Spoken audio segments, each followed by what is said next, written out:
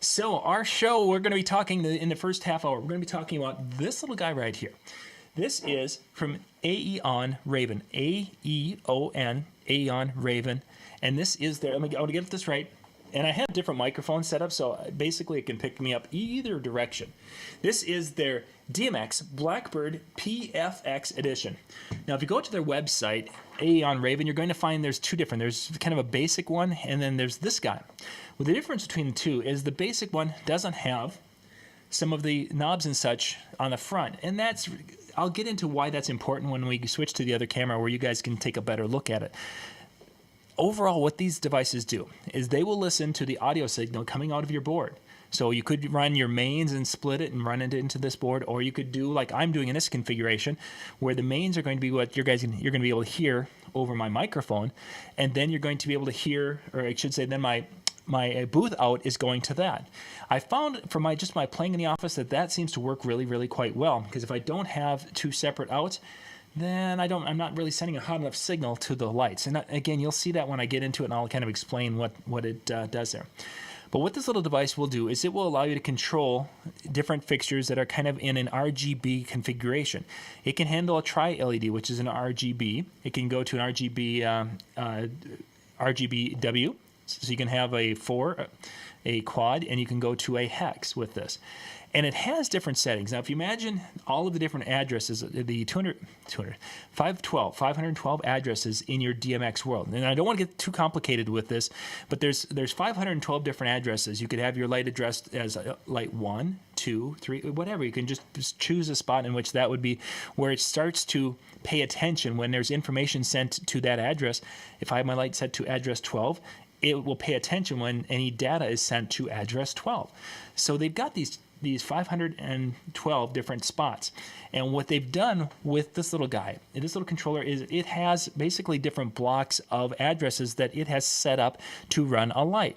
Now, these blocks all coincide and are kind of synced up with each other. So what I mean by that is that if I have just an RGB fixture, and this isn't exactly how it is as far as the actual numbers, I'm just going to give you an example. Let's say I want to control RGB fixtures and an RGBAW fixture. So I have a tri-LED with 3 RGB, and I have one that has RGBAW. It has 5, or it could be the hex with the UV. What they've done is they have it so that maybe like the first 3 address 1, 2, and 3 would talk to my RGB. Then they have a little bit of a blank spot.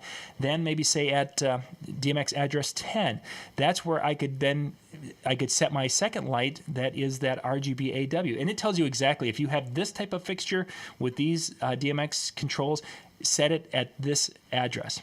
So it has all through there different things. So maybe the first 10 would be controlling an RGB fixture. Then they might be controlling a quad. Then the next 10 might be controlling a hex. It's not using all of those different addresses in there, but what they've got it is that it will do. That way, when it goes through and the controller tells the red light to go on, it will tell the red for the RGB to go on. It'll tell the red from the quad to go on. It'll tell the red from the hex to go on. It will do that across the whole spectrum, which is really kind of cool because I could have, these are all hexes back here that you're seeing.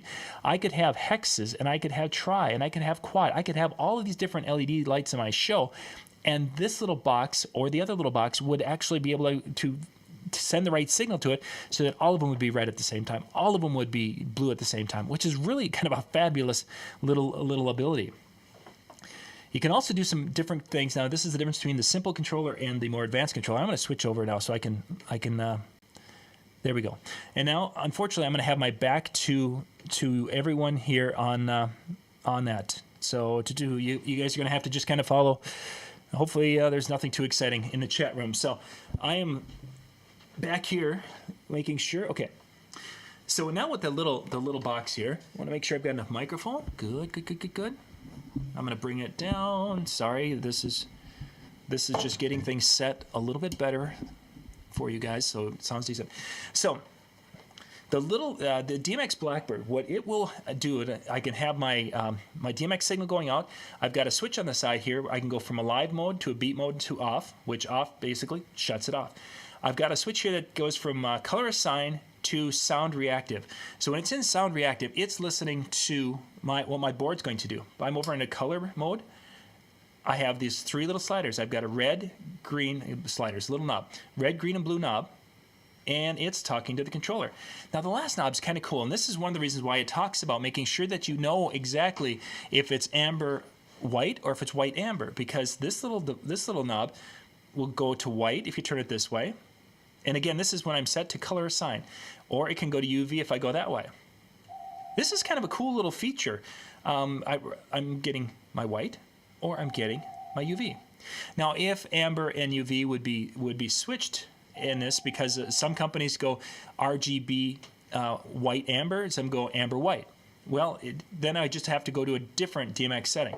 To make these lights work, I believe I went to, I want to say this is at 255, DMX address 255, 252, 262, 272, 282. That's how they did this. And I had to put these, now these have multiple channel modes. I had to put these in 6-channel mode because that would control just the six colors, RGBA, W, UV. Once I'm all set with those, then I plug this in and I'm good to go. I'm going to turn around here and come back up to my laptop, my friendly neighborhood laptop here. That is, I want to go and we're going to go back to sound reactive now.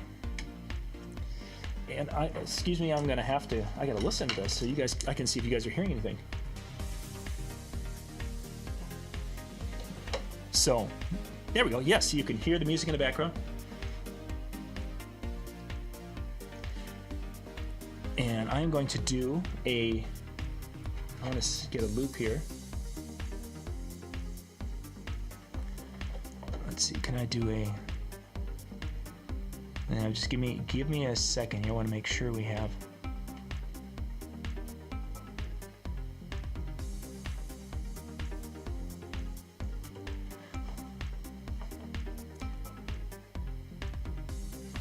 Okay, there we go. Okay, so I've got that set, so I can just leave my headphones back there. So what we have going on right now is I have my board. I'm running out, so I'm gonna kind of bend this a little bit. I think I can do this. I just want you guys to be able to see. So on my board, probably gonna give you a headache. The master out is here. I have that very low because that's what you guys are hearing is the master out that you're hearing behind my microphone.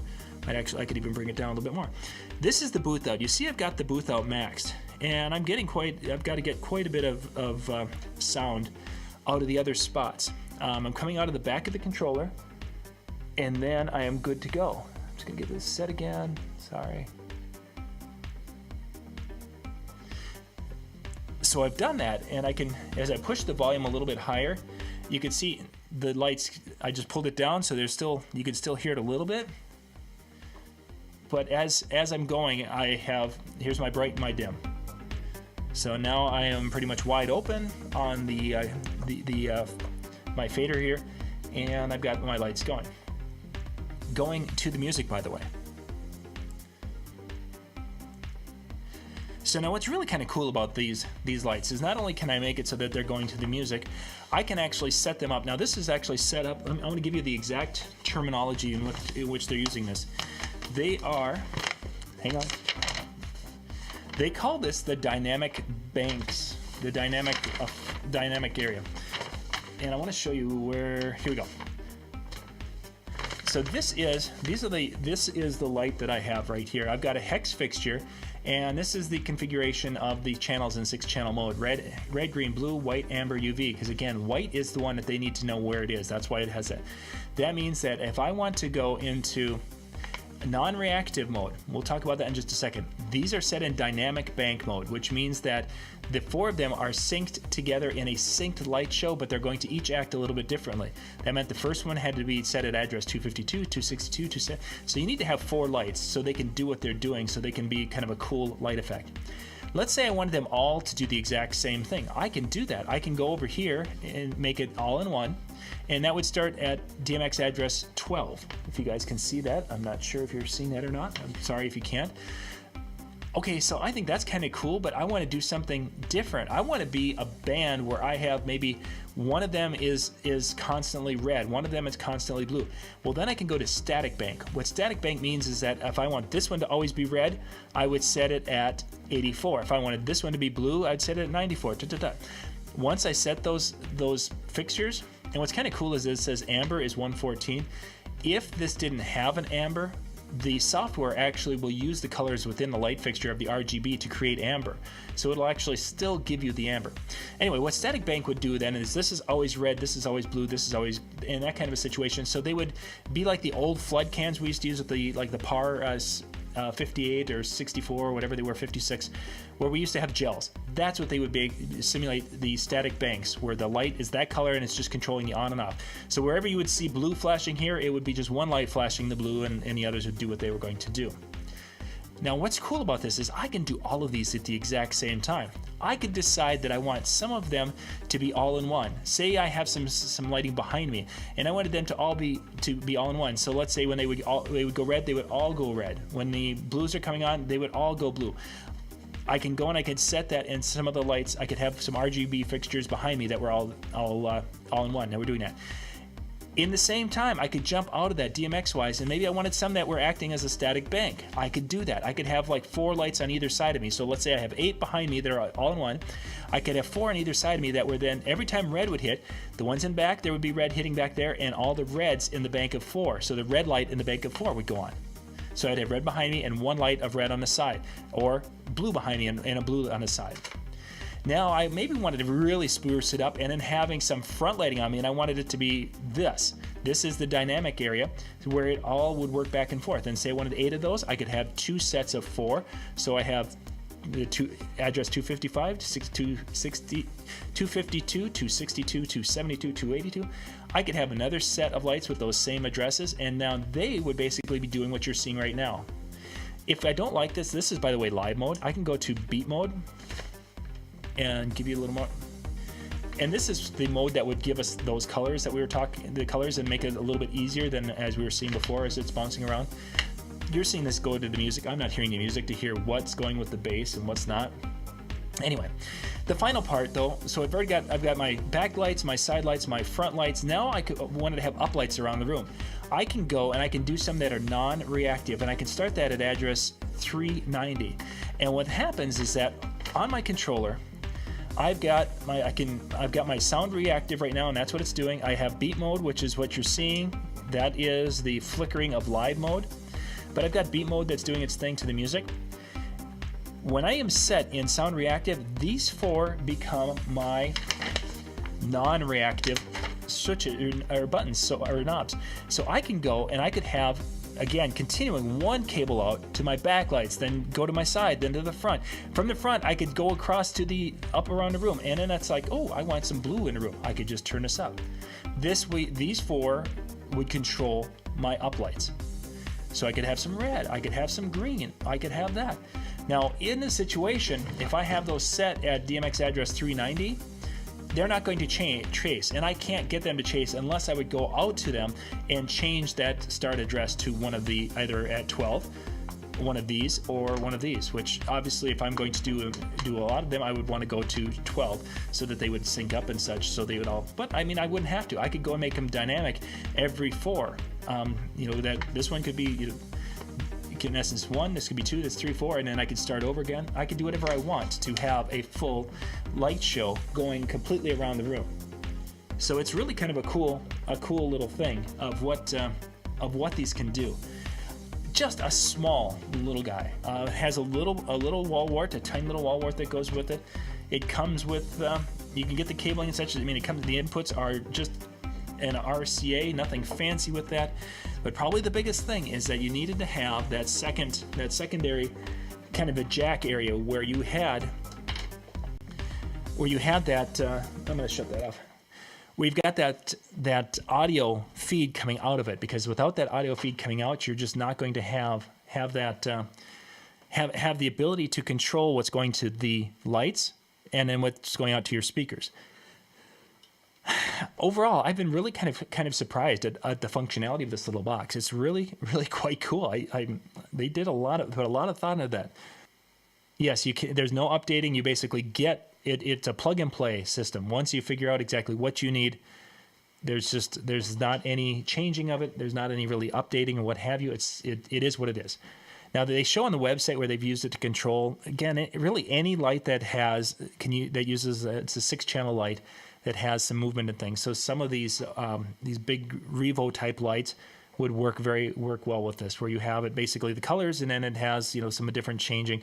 You would just have to find a spot, and it tells you in there. And they even said that if you wanted to do some fancier programming with it, to contact them, and they could probably set you up with some different things and give you an idea of what what that could do for your light show if you wanted to go that route. But if you're just looking for something that would run floods, I definitely think this would be something to could be that. There really isn't any different shows. It's just Jared mentions it would be a great little backup. I mean, it's just one of those things that would be there, and it would be something that would chase floods. Is really all it could do. Yes, it could do some like the Revo maybe or something to that effect, but overall, I don't know if I would probably just use it as that backup for the floods. You can keep it in your case, and once you're done with it, or if you don't need it, it could stay there. It's not going to lose any memory because it's all basically the RAM of the system. And if you need it, you plug it in, change your DMX address on your lights, and you're good to go. And you have controllability. I mean, between the dimming is controlled by your board, the sound output of your board, and then I can do some static things with the lights if I wanted to. If I wanted to just have my lights.